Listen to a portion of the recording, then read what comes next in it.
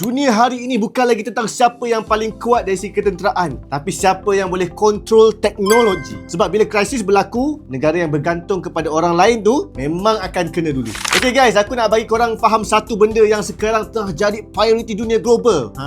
Kedaulatan teknologi. Bahasa mudah dia, bila negara ada kemampuan untuk develop, kawal dan guna teknologi sendiri, bukan sekadar beli tapi untuk create. Dan ini melibatkan benda-benda besar seperti AI, data, vaksin, tenaga dan juga semikonduktor. Kenapa benda ni jadi urgent? Sebab dunia sekarang makin tak stabil. Kita tengoklah trade war antara US dan juga China, di mana Amerika Syarikat dah sekat ekspor chip canggih. Dan chip ini bukan benda-benda kecil sebab ada lebih kurang 70% semikonduktor dunia datang daripada Asia. Dan kalau supply chip ini terganggu, industri global boleh lumpuh. Dan dalam masa yang sama, lebih kurang 20% minyak dunia lalu Selat Hormuz setiap hari. Kalau konflik Timur Tengah ni escalate, harga minyak boleh spike satu dunia tau. Dan semua benda ni berlaku dengan satu persamaan. Bila geopolitik kacau, supply chain global akan terganggu dan teknologi ni boleh digunakan sebagai senjata ekonomi. Sebab itulah sekarang banyak kerajaan dah sedar benda ni lah kan. Malah menurut Gartner, iaitu sebuah firma research teknologi digital global yang biasa bagi data kepada CEO dan juga kerajaan, NGC ni menegaskan bahawa menjelang tahun 2028 nanti, sekitar 65% kerajaan dunia akan ada polisi berkaitan kedaulatan teknologi. Dan ini bukan lagi pilihan yang kita ada guys. Ini adalah soal survival. Dan kalau korang nak aku bagi satu lagi contoh yang paling clear, kita kena tengok balik masa zaman COVID dulu. Masa tu dunia memang tengah lumpuh dan lebih 80 negara kenakan sekatan ekspor untuk PPE dan juga peralatan perubatan. Dan vaksin pula,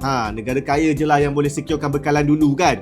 Negara lain yang kecil-kecil macam kita ni terpaksa tunggu je kan. Dan aku masih lagi ingat lah pada fasa awal rollout tu, lebih 70% vaksin dunia dikuasai oleh negara yang berpendapatan tinggi. Dan masa tu kita nampak satu realiti yang sangat real lah for me kan. Bila krisis global dah pun berlaku, pasaran bebas tak lagi bebas dan semua negara akan jaga diri sendiri je lah waktu tu. Dan Malaysia pun belajarlah daripada situ kan. Kita tak bolehlah bergantung sepenuhnya pada orang lain ataupun negara luar kan. Sebab itulah sekarang mesti dah push naratif ke arah ini. Malaysia dah ada AI Roadmap 2021 hingga 2025. Dan pada masa yang sama, Malaysia juga ada National Vaccine Development Roadmap dengan sasaran untuk menghasilkan vaksin sendiri menjelang tahun 2030. Kita juga explore hidrogen sebagai tenaga masa depan. Dan dalam industri semikonduktor ni, Malaysia sekarang menyumbang sekitar 13% kepada global market dalam chip packaging dan juga testing. So maknanya kita bukanlah zero, tapi kita nak naik ke tahap yang lebih tinggi lah. Dan kenapa semua benda ni penting lah pada aku kan? Sebab kita nak bergerak dari pengguna teknologi kepada pencipta teknologi. So kita ambil lah contoh kan, vaksin tempatan lah.